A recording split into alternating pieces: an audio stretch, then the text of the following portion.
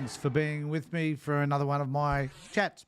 Now, today in particular, I'm going to talk about Albo's alleged bullying of someone during question time. Now, this is important because as a student of parliamentary question time, I think I have a breadth of knowledge that is helpful in evaluating whether Albanese actually did bully someone as claimed, or whether or not it's a storm in a teacup. In fact, it's neither.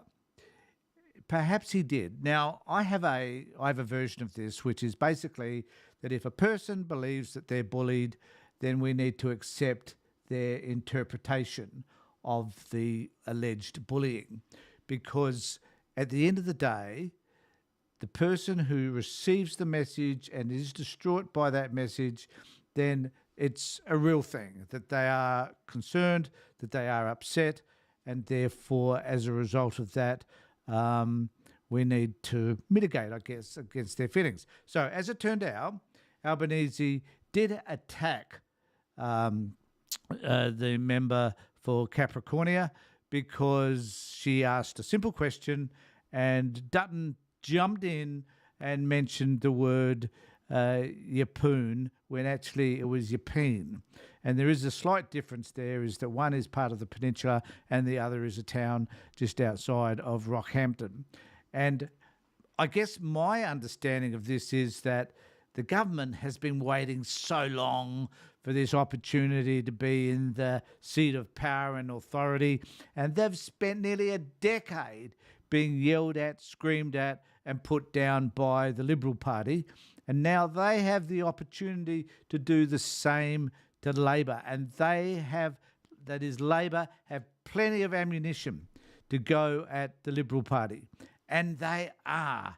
And I watched Parliament over the last few weeks, and the attacks that Labor have been exerting upon the Liberal Party have been extreme.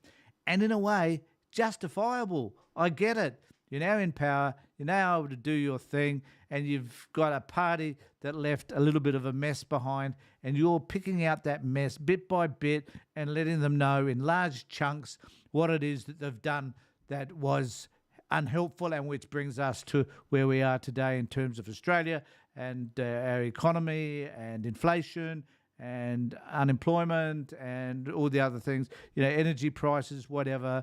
I mean, and at the moment, they're dumping on the Liberal Party. Fair enough, fair game. Liberal Party would do it to them, I'm quite sure, if the situation was reversed. Now, what we have is, though, a member, which is Michelle Landry, I think it's a member for Capricornia, and there's this article in the paper, and I'll just bring it up for you, where Coalition MP Michelle Landry accused Anthony Albanese of bullying in question time. Now, I have watched the video. I have got a copy of it on Twitter, I think. Won't play that for you now, but you can see it on Twitter. He's been accused of bullying, who says she felt humiliated by the Prime Minister during question time. And I'm the first to agree that I think there's probably a case for feeling offended by what Albanese said. The problem is that he was directing this primarily at stupidity of Dutton for wanting to jump in to correct a name which clearly Albanese knew more about than Dutton did. And I think somehow that's got a little bit skewed, and Landry has taken offence at the way he spoke. I think I probably would as well, but there again, I must say, you're in politics, for Christ's sake. Politics is a really rough game. People are going to say things that are offensive from time to time, and we need to kind of wear it on our chin to some extent. But on the other hand, Albanese said that, and I was quite excited about this, because Parliament, to me, is like watching an adult's playground, that there are all these adults yelling and screaming and shouting at each other, and there's this teacher in the middle in the playground, which is the speaker telling them to, shut up and to behave themselves and to be quiet and to listen to what other people are saying, because if they don't, if they're screaming and shouting, he can't hear the questions being asked and all this sort of stuff. And you just watch it day after day in question time. It's the same terrible behaviour. And if we saw our kids behaving the same way, we would be appalled. But we seem to accept it because it's our politicians. Now, Albanese said initially that they were going to change the structure in terms of the way they behave within in Parliament. And I was pretty excited about that, thinking, yeah, that sounds like a really good idea. But I'm sad to report that it hasn't happened, that the government are just as bad as the opposition were when they were in government, and the rhetoric, the type of language, the attitude towards others, the desire to smear somebody seems to be quite evident. And so we've wound up with this thing exploding.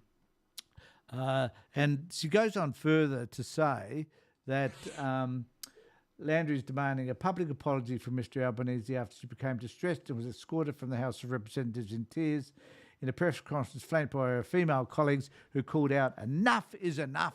And I think that's a joke, because they indulged in just the same behaviour when they were in. So you're kind of a wee bit hypocritical, guys. And Ms Landry said a response that Mr Albanese gave to a question about funding for Rockhampton Ring Road and the applause he received from colleagues was fairly bullying behaviour. As I said before, if someone says this is bullying behaviour, then we must take it as bullying behaviour. Now, I'm not going to argue about the authenticity of the complaint, or whether the complaint was being used as a means by which some sort of media coverage could take place that would indicate that the Labor Party aren't as sincere as they should have been around changing Parliament. However, I do tend to agree with that notion, that they haven't been as sincere because it hasn't actually changed as one would expect. She goes on to say, I've been a federal MP down here for 9 years. I've been involved heavily in federal politics for 12. Well, you should, but for most of that time you've been in government, so you haven't had to take the shit that the Labor Party have simply taken from you guys over the years. I really do not appreciate being spoken to and screamed at by the Prime Minister. My take on that was that the Prime Minister was screaming at Dutton, and rightfully so, because he didn't know what he was talking about at the time. I asked a question which I've talked to a lot of you about, the Ring Road in Rockhampton. I feel that I've been humiliated by him and by the Labor Party. Well, if you're going to talk about bullying, you make it about an individual, what they said, how they said it, in other words, their behaviour, and then how that impacted you. You don't make it about a group of people like the Labor Party. And as soon as you did that, it kind of started to fall apart for me. I started to think, well, maybe you're not really sincere about this. You're just using it as an opportunity to attack the Labor Party. She goes on further to say, this is not the first time I've endured stuff from the Labor Party, from the Prime Minister. So now it's not about the Prime Minister. It's about the Labor Party and the Prime Minister's office who have spread smear campaigns about me. So it's taken on this completely different perspective and is no longer focused on that one individual attack. A bullying attack is a person, can be a group of people, I do confess, but generally, in this particular instance, it's a bullying of one person against another. And she's widened it now to become the Prime Minister's office, smear campaigns and a whole host of other things. We've all had enough, and she wanted to make a stand. Well, I haven't got all that much sympathy for you, because it's the pot calling the kettle black, basically. If I don't stand up against this bullying in the Parliament, well, they just won't have the respect from me. Well, I need to add to that given you're in the Liberal Party, I guess is you don't have all that much respect for them in the first place. So I don't friggin' know what you're talking about. Like, what did you do, Landry, to express your sincere sense of appreciation of the government? What have you done in order to demonstrate your respect for them? Probably not all that much. She goes on to say, they're a bunch of hypocrites. If they can say that everything's so wonderful on the left, well, it's not. They treat us appallingly. Well, I still reckon what goes around comes around. Our female MPs and senators are treated like absolute garbage all the time by the left, and we have had enough.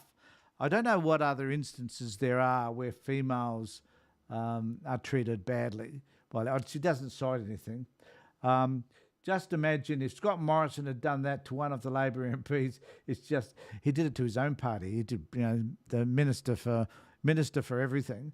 Just imagine if Scott Morrison had done it to one of the Labor MPs. It's just appalling, and they think they can get away with it. They think they're so self-righteous, and it's just not good enough behaviour.